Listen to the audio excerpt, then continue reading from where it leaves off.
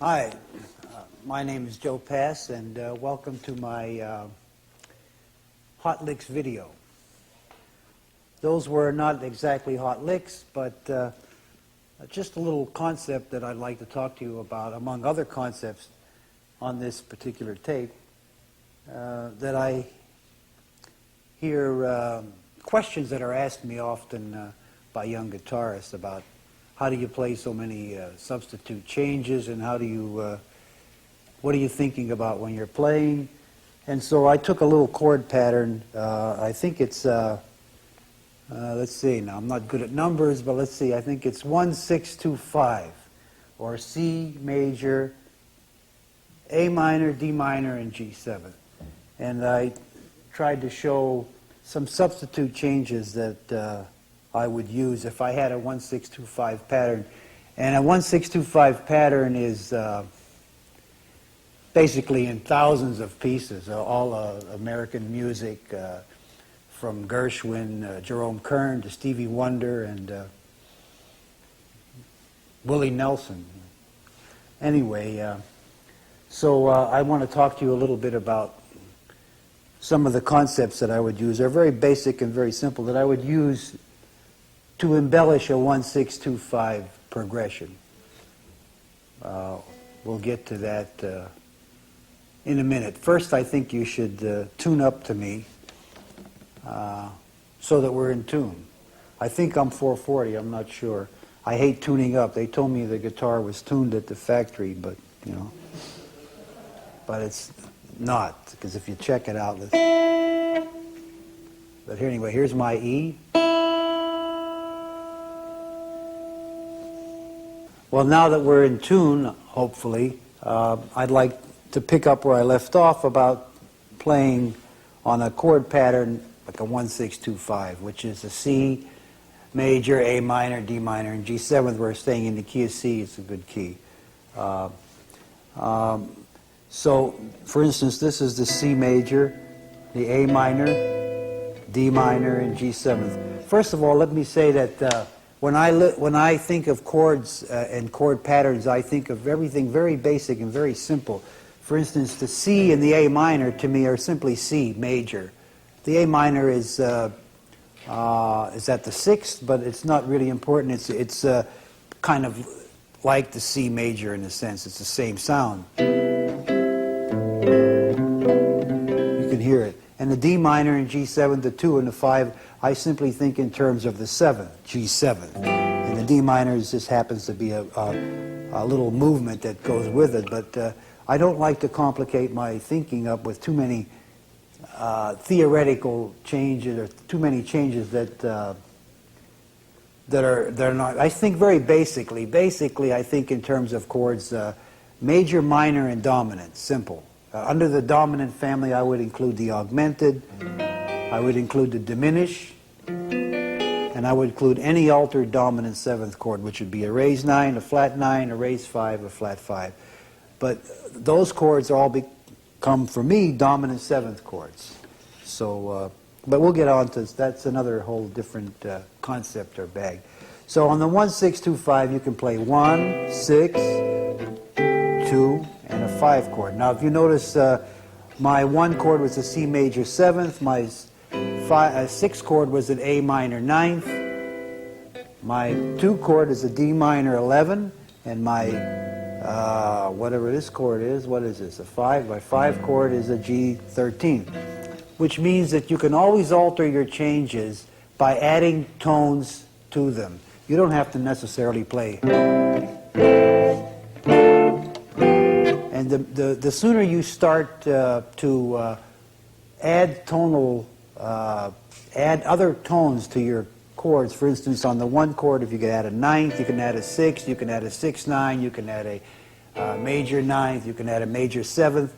When you add these color tones to your chords, they help to make your playing sound a little more sophisticated, a little more, little hipper, if you want to use the term. So now that's one thing you can do. So you can go.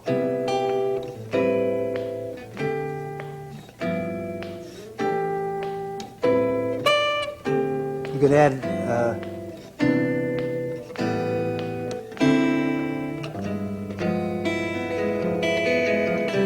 So now what you can also do is I substitute many times for a minor seventh chord, I substitute a dominant seventh chord. So in this case, for C major would be C major. For the A minor, I would substitute an A seventh. Now in this case, it happens to be an A seventh with a raised fifth and a 13th, but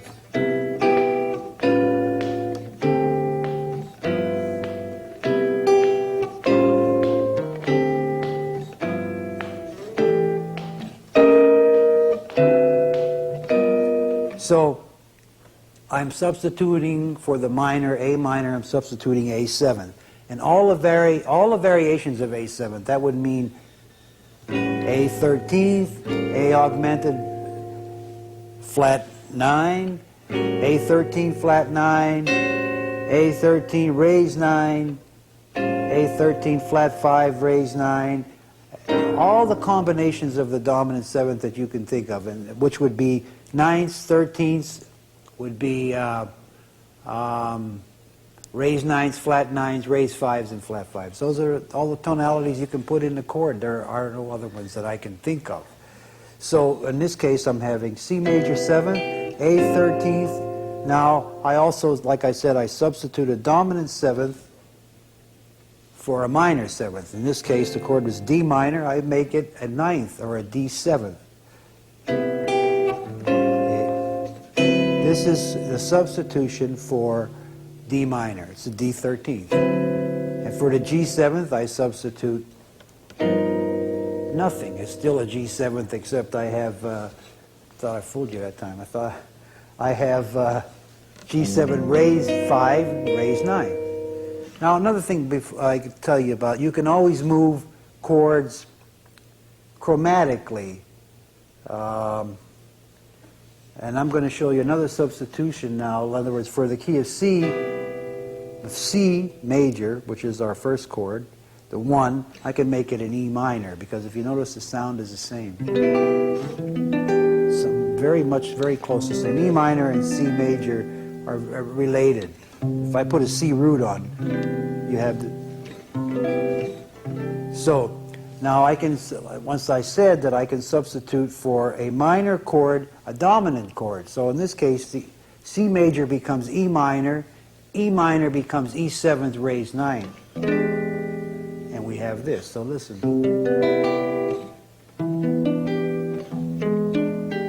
So I'm substituting now E 7th raised 9 for C major,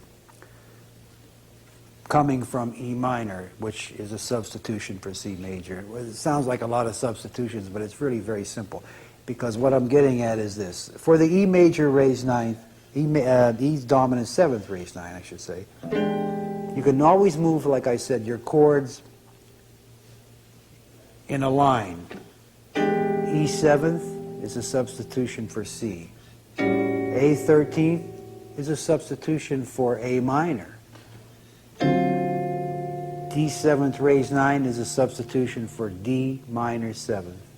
G 13th is G 13th. There's no substitution. It's just an added tonality to G 13. So this is what you got. This is replacing this. So what you got is, this is what we started with originally. We're substituting. You can add tones to these substitutions like this. Raised 5, 13, 6, 9. Raised 5, raised 9, 13, 6, 9. So you can always, you can go, let me get back to where gets to be a lot of substitutions pretty soon. So let me give you some examples. E 13th raised 9 can be a B flat 13th by changing the root. A 13th is A 13th. It can be an E flat 7th raised 9 by changing the root. You don't change any fingering. You don't have to get any chords that are really difficult to play. I don't believe in playing anything that's real hard. If it's real hard, forget it. Because it takes you so long to finger something like that, that by the time you get it, you can't do anything else. And the object of playing so-called jazz guitar or solo guitar is to be free to play the music that you feel and hear, and not to be tied down with trying to do something that's very technical or very difficult, because it just gets in the way of the playing. And the object of playing the instrument is to play the music that you hear, as I said, and that you feel. And the instrument is just a means to express the music that you want. So I don't know how good it is to not to play real hard things, but I don't like to. Anyway, so E becomes B flat, A becomes E flat, or E flat becomes A, D becomes D and A flat. So you can move, I can't remember the word that I'm looking for, chromatically. A, it's B flat, A7, G7, A flat 7, B flat, A7, A flat 7, G7. That's one pattern. E7, E flat 7, D flat, D7, D flat 7. So let me show you. This is what we start with.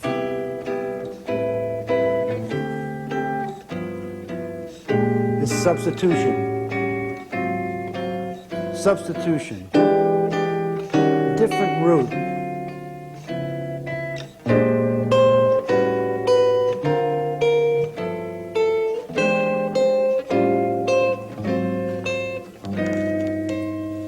You don't have to do that one. That's a hard one. The reason I did that was because you want to keep, sometimes you can move voices back. This is the moving of voice. Sort of a little melodic line. Because things you don't want to do is this.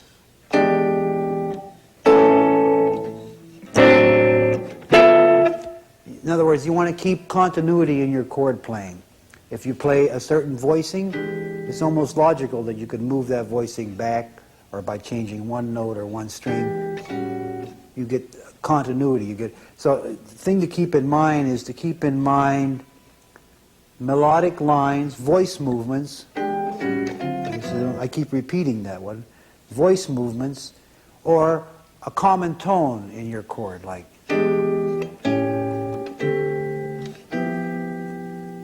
E, A, D, G, always with the G on the top. Or E, A flat. That one you can leave out. Or E, or a B flat 13th, or a E 7th raised 9 flat 5. A 7 flat 9. D 7 raised 9. G7 raised 9. So you see I have a common tone in every chord, or I'm making movements like, that's a little voice moving.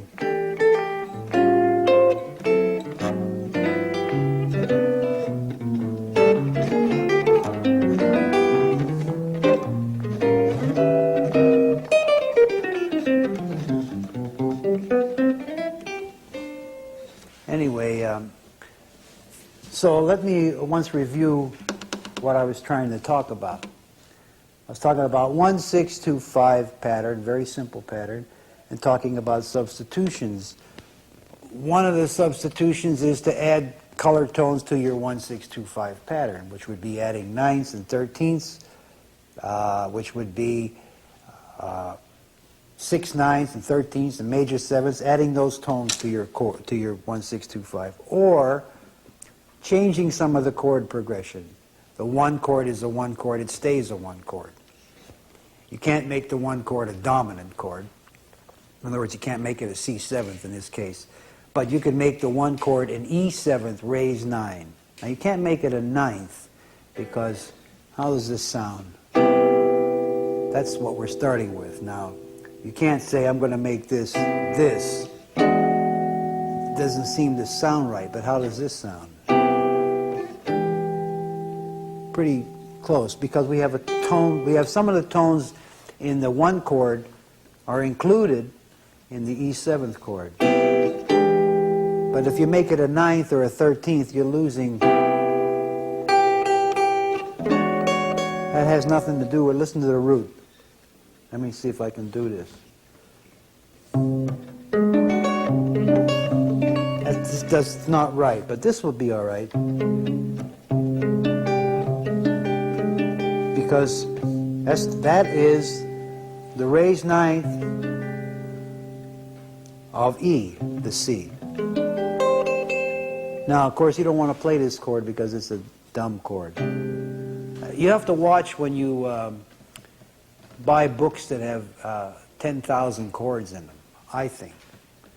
Because 9,000 chords are theoretically correct, but not really usable in the kind of playing we're talking about, which is if you want to play jazz pieces like Green Dolphin Street or Body and Soul and that. Theoretically, they're all correct. For instance, this chord here is called, in some books, G7 flat 9, with the flat 9 in the root, in the bass. Now, if I'm playing, and you play that for a flat 9 G7 for me, I don't want it, because it's not, it doesn't sound like, it sounds to me like a diminish.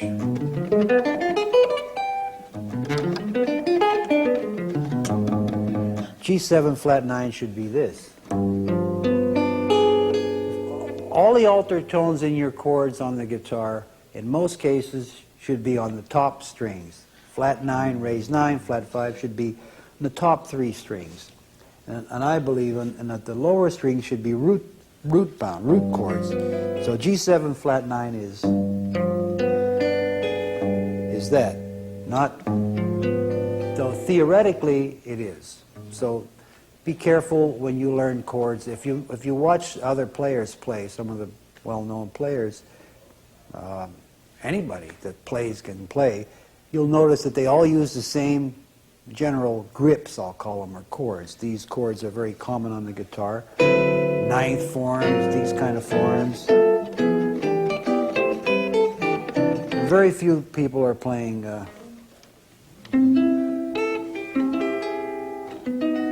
real difficult things. Some players like to concentrate on that kind of playing, but that takes a great deal of study and a great deal of practice, and sometimes you get locked into doing something the same way all the time because that's the way you spent hours and days learning it, and it's sort of a hindrance to trying to improvise and play because you're locked into a lot of technical and theoretical information and not so much just trying to play what you hear and feel. So I might have digressed some. But anyway, where was I? So you can go 1, 6, 2, 5. You can go chromatic from E to A to D to G. You'll have to figure those numbers out yourself. You can go from B flat to A flat to G. Those are all 1, 6, 2, 5 substitutions. You can go from B flat. I sound like that guy. My name is... You can call me Joe. You can call me Joey. Forget it. So, anyway, you could go B flat, E flat. That's a cycle. B flat, E flat, A flat, D flat. That is the same thing as substitute for 1, 6, 2, 5. I hope. If it isn't, you'll have to write to me. So let me play some 1, 6, 2, 5 for you.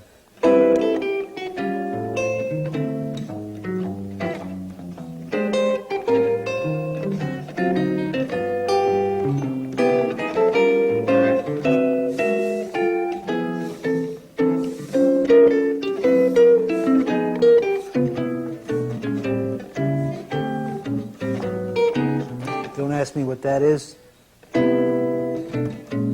That's 1, B minor 7, B flat minor 7, A minor 7.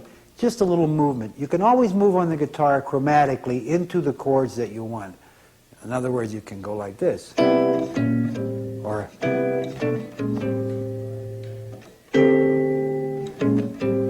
now, why did I do that? C, this is just a movement into A minor. Just a movement. No big deal. It's E minor, it's B minor 7, B flat minor 7, which is a substitution for E, because B minor 7th and E 7th are a 2-5. See, so you can go like this. It's a flat 5 principle. You can move back and forth. But I'm going to A minor, so I go. So now I'm on A minor, which is the 1, which is the 6th chord. Then I don't do anything. I go to the 5 chord. Now I do, since I went like this, in my mind, my ear says, why can't I go? Where does it take me? It takes me from B flat to A minor to A flat minor. A flat minor is the 2 chord of D flat.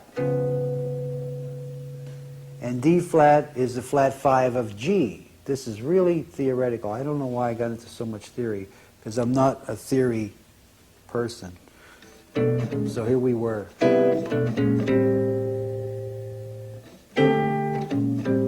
But A flat minor, as I said, is the 2 of D flat.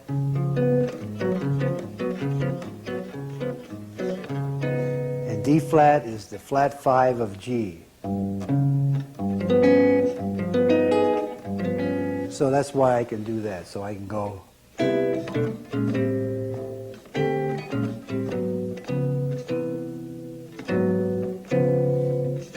See, A flat, D flat, B, C major 7. Or A flat minor, G 7, C major 7. So you see, it's all relative. So those are some movements on 1625. And what you want to keep in mind is, if you use a certain kind of a chord form, think about using it several times. Move it chromatically. Anyway, if you use this form, just think about moving it to A. You don't have to make any big movements. You have a moving line, and you have nice voicing, and it works. And if you ask the question, like, what if other players are not playing those chords? Or how will it sound if I'm playing with a piano player? Well, if you're playing with a piano player, you better do what the piano player does, because he has 88 keys and he's louder than you, I always defer to the piano player because they're louder and bigger. But the thing is, you have to make some adjustments. But if you play your chords without 6-string voicings, I mean, try not to play chords like, little chords, so that you can have a little, like, 3-note chords, inside chords. So you can move. For instance, you take these 2 notes. If I'm playing with a piano player, I'm not sure what he's doing. You have to be careful in the beginning. So if we're in the key of C, I might play this kind of a C. Just these 2 notes. Now these 2 notes could be C major 7th. They could be E 7th. They could be B flat 7th. They could be G. They could be E flat major 7th. They could be A flat.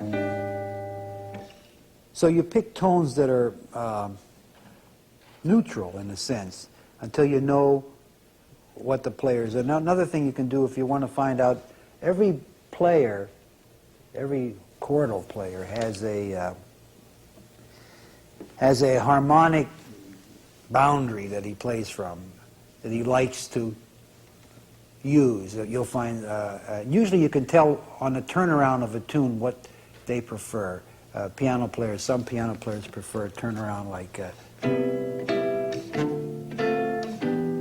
and they like that kind of a sound. So And the reason they do it on a turnaround is because the turnaround is the place where the pianist or the chord player, the guitarist, has a choice because there's nothing happening there. It's just the turnaround. So he can get crazy or do whatever he wants.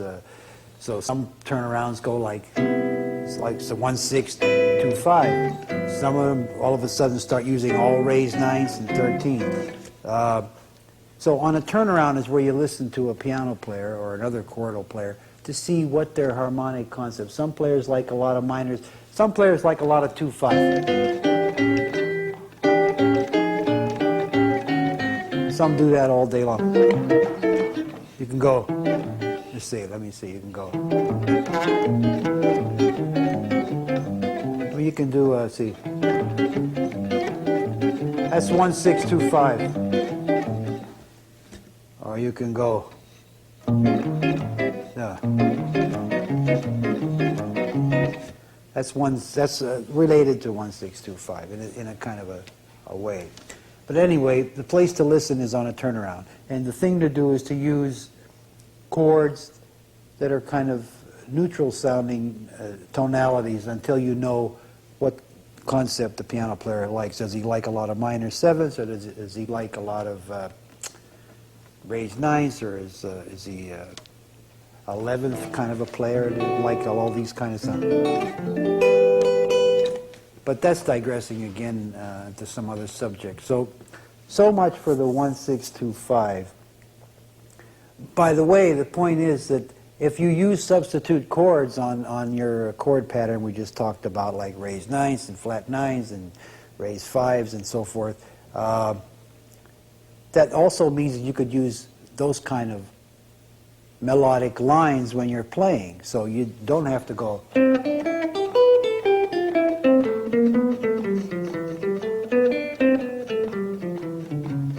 That's kind of plain. 1-2-6 or 1-6-2-5. Those are kind of just kind of scale. You could play.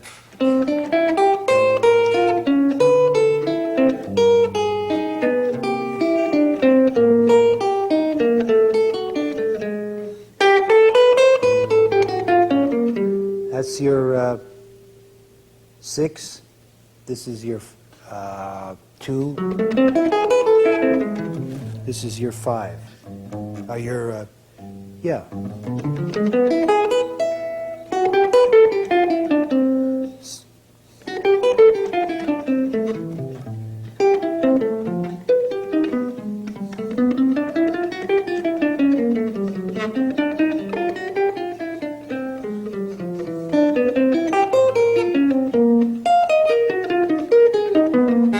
This is your 1. Because it's like an E minor 7 flat 5. I forgot about that. 1, 6, 2, 5.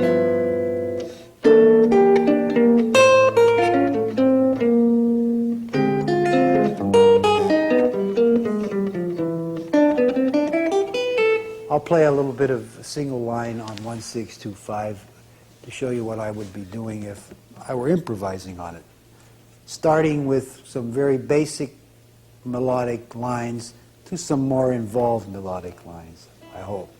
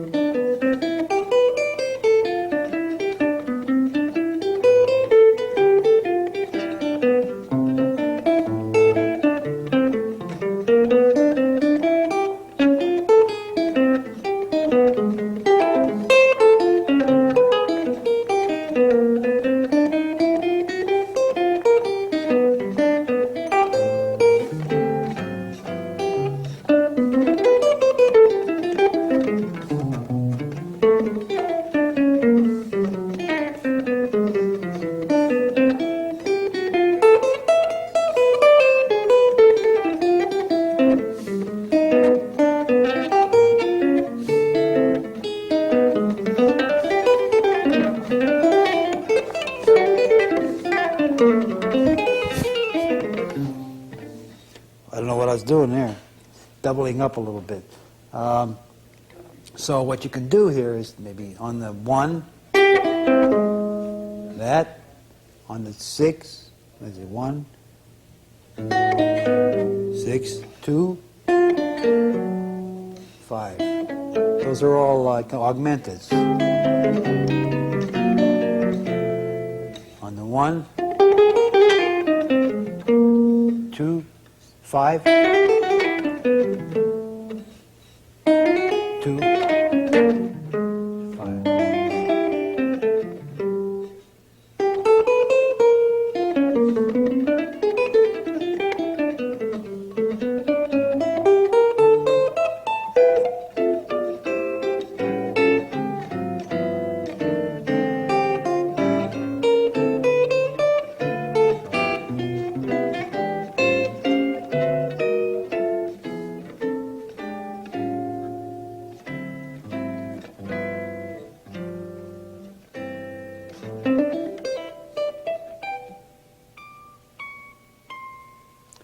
This guitar goes up to D. I never knew that. No wonder I've been missing that all the time. Anyway, it's some examples of playing on 1-6-2-5, using little substitute chords. I tried to show you like the forms too that some of the runs come out of. You know, a good idea to practice if you're interested in. If you're bored with playing scales, because scales are, scale is a scale, and I find that most players, when they practice scales, don't listen to what they're doing. They just sort of go. And nothing's happening. When you do that, nothing's happening. You're not learning anything, because you're not listening to the music. Because, for instance, what's going on? What is this supposed to be? Every note should be clear. So, but scales can be boring because what you're doing is just running your fingers across the neck of the fretboard. So I thought of a way of making it a little more interesting, which would be to take a note, any note on the first or second string, take this note, and put a chord on it like this. E flat major 9. Strum the chord. Play the root and strum the chord. So you hear the sound of the chord, because you want to hear the sound of the chord. It's not, it's like, get it in your ear. Start on the root of the chord, which in this case is E flat, and play a scale.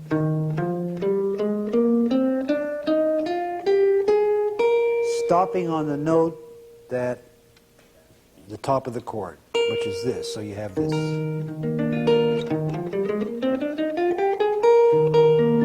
Now that's sort of a scale and not a scale. It's kind of a line, because you're not going, which is a scale. You're going.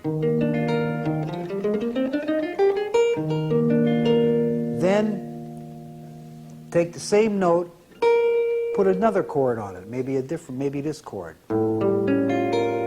A7, raise 5, flat 9. Play a scale from the root, From the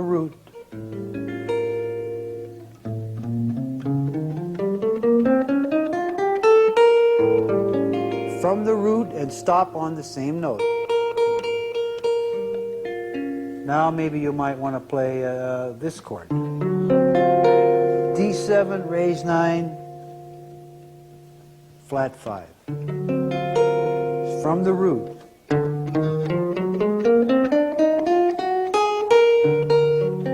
Every time you stop on the same note. So what you have is a pedal tone, one note on the top, and you alter the chord.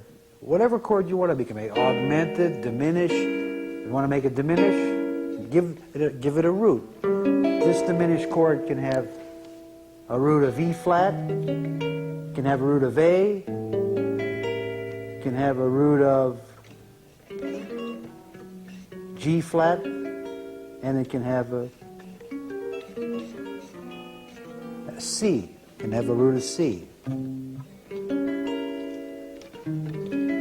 And I think you can find that out by doing this. put a root on each one from the 5th string. Now, I'm sure that that's repeated. It's the same. I'm sure that if you know anything at all about theory, you don't have to take my explanation of it. You'll understand it. You'll probably say it's because it's 1, 2, 3, 4, something up, a major third up, a third. I don't know. I don't talk about those things. I talk about listening and hearing. But anyway, what I was saying was you take a note, like I picked that note, and you put a chord on it. Give it a root. That happens to be D flat major 7, 6. The way I knew that was I found out D flat 1, 2, 3, 4, 1, 2, 3, 4, 5, 6. That's 6. 1, 2, 3, 4, 5, 6, 7. 7. That's how I learned numbers. Anyway, paint by numbers. This is D flat major 6. So you take from D flat and you play on scale. This is G7, raised 9, flat 5, same note, D flat.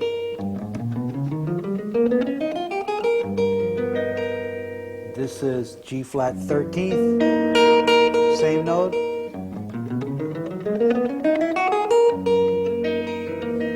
This is A diminished,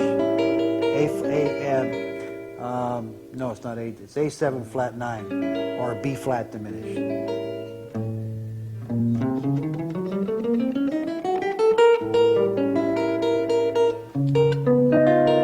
D flat 13th.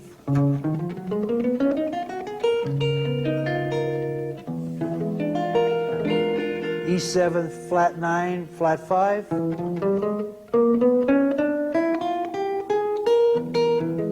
So you see what you have then now is not just a scale that puts you to sleep or is a pattern that you don't really pay attention, but you have sounds of chords, and you have lines that build from one interval, from a root to an interval, and it gives you something more to listen to. By the way, you should always listen when you're playing. Listen to yourself. So many players I see, not many, but some, play chords that they say G7th and they go like this. Now, I mean, that doesn't belong in there. Whether you use a pick or what, that doesn't belong in there. That C is wrong. It doesn't belong in there. But if you don't hear that it's in there, or you play and you don't hear that that note is in there, how do you expect to hear anything else that's like musical? I mean, if you can't hear it, that doesn't sound right. This is a D9th, nice D9th, and sometimes I hear players go with the ninth and the root in the bass. So you have to listen very close to everything you play. Something I do is if I play a chord, if I don't like the sound of the chord, I mean, I always say to myself, is that the best sounding chord I can get there? Or can I play something, or can I play? I mean, I'm not going to do anything that's like, but when you grab a certain form, see what you can get out of the form just by moving a finger or two. Now, you don't have to start going. I mean, that's for the guys who want to work real hard. You use about as much as you can in the form. You try something else. Now I'm going to talk a little bit about bass lines and comping with bass lines, because a lot of guitarists ask me about that. And if you notice, I did some of it on the when I was demonstrating the 1625 concept. Anyway, I'll play a little bit to show you.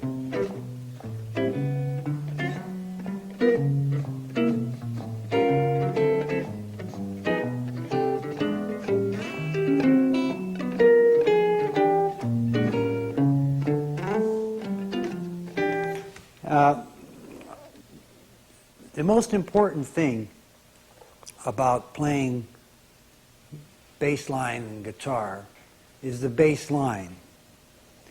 That is the most important thing. It's not the little comping chords that go on top, though a lot of players think it is or ask me about it. The bass line has to be melodic. It has to be like a little Bach piece. It has to stand on its own. It has to be.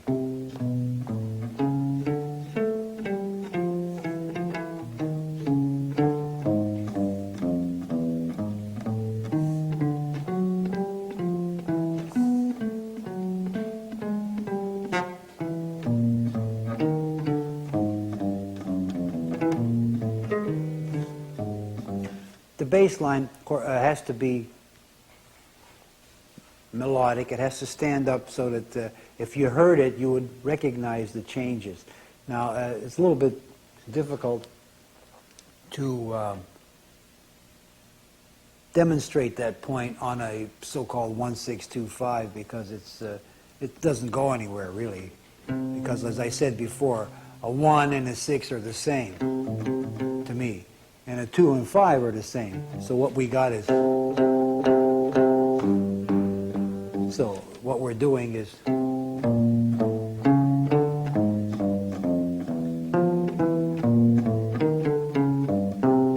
So now let me show you how I do the comping on the 1-6, on the bass line. Visualize doing a shuffle rhythm like...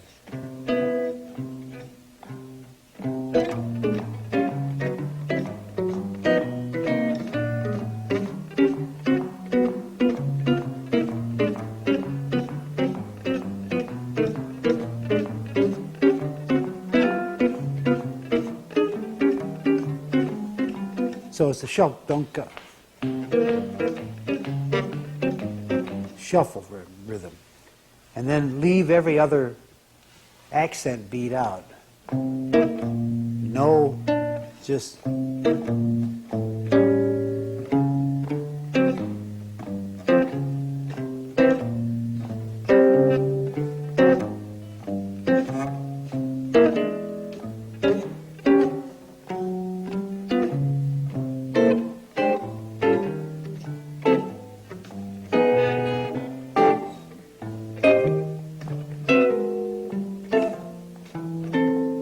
So what you do is, instead of going,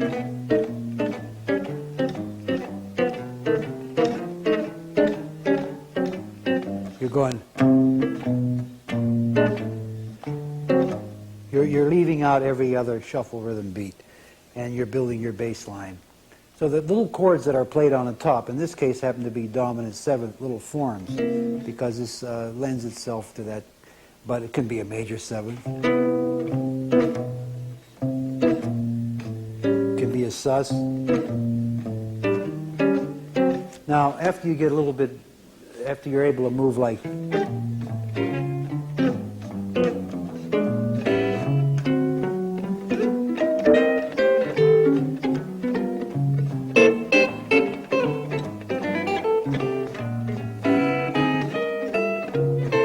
after you can move, I'm moving a little bit fast, I'm showing off a little bit, but after you move a little bit, then you can start adding some little syncopation to it, you know. It doesn't have to be. So you notice every other one. Bum, bum, bum, bum, bum. So you can start going.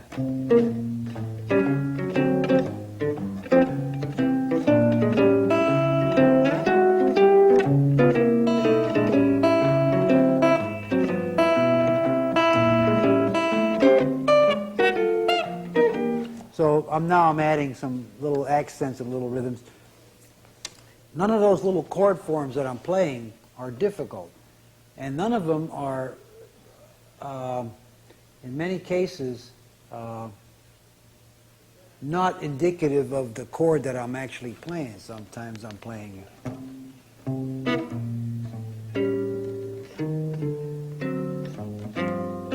G7, it's a G sus. Or you can do this. Now, these two notes are kind of neutral sounds. See, that could be an E minor, or an E7, or a C. If I have a C root as a bass, say I'm going to go, I can go.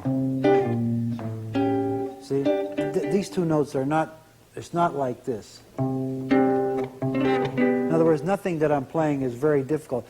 The notes happen to be under my fingers around one of the bar forms, which is another subject I'd like to talk to you about on another tape, which is the subject of using bar forms to move around on the guitar.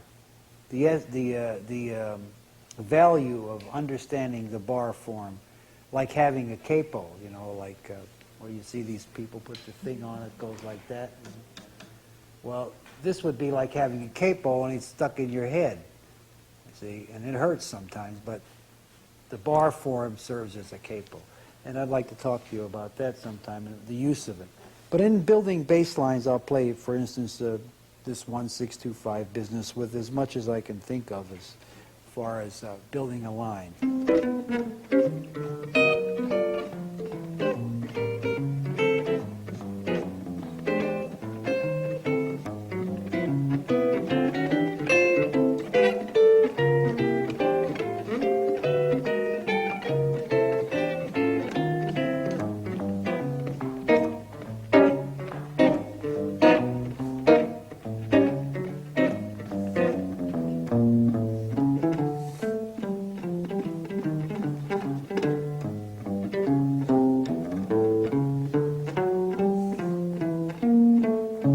Remember, the bass line is the most important thing. It has to move logically. It can't, it's not that comping doesn't count.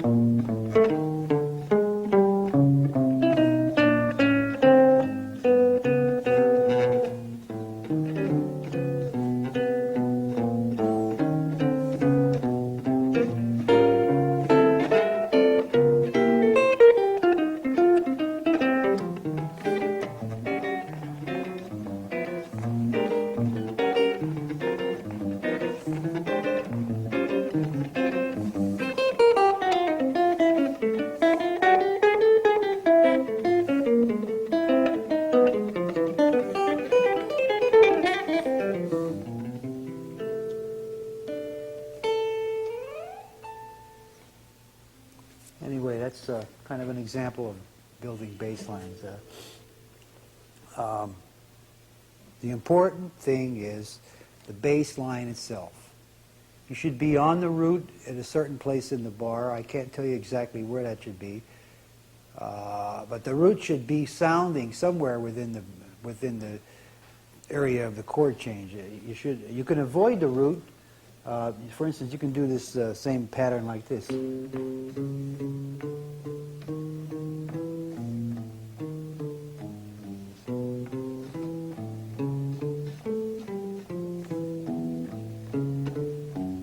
That's the same.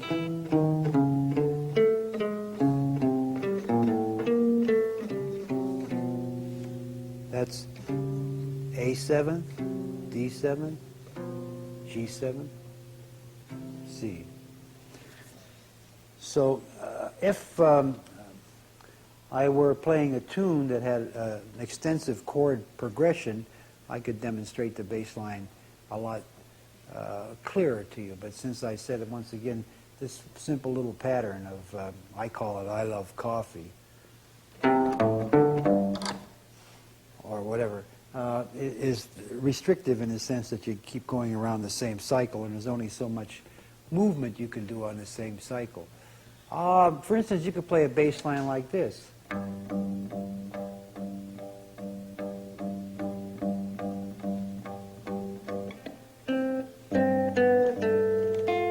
I'll show you.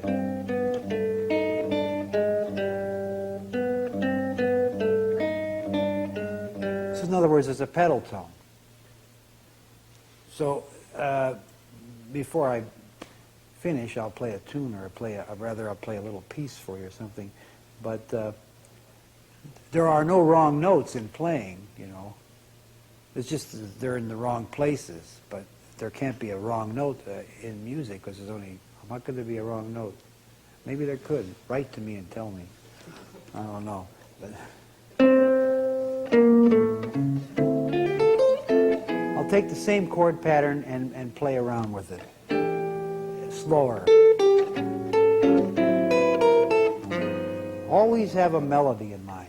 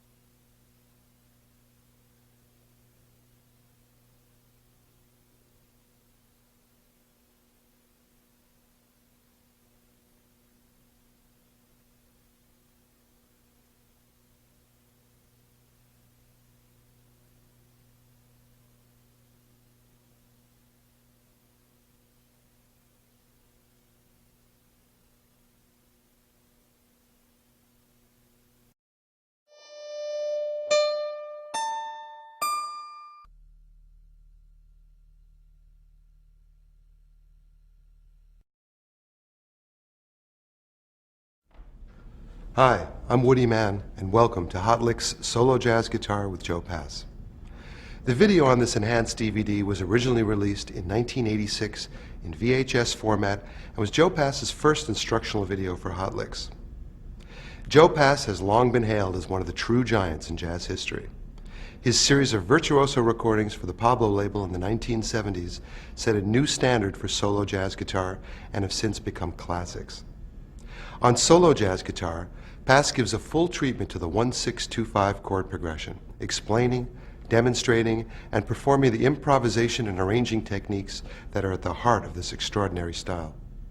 He starts off by showing you the basic progression, then embellishes the chords by adding color tones, substitutions, bass lines, melodies, leading tones, and several other musical devices.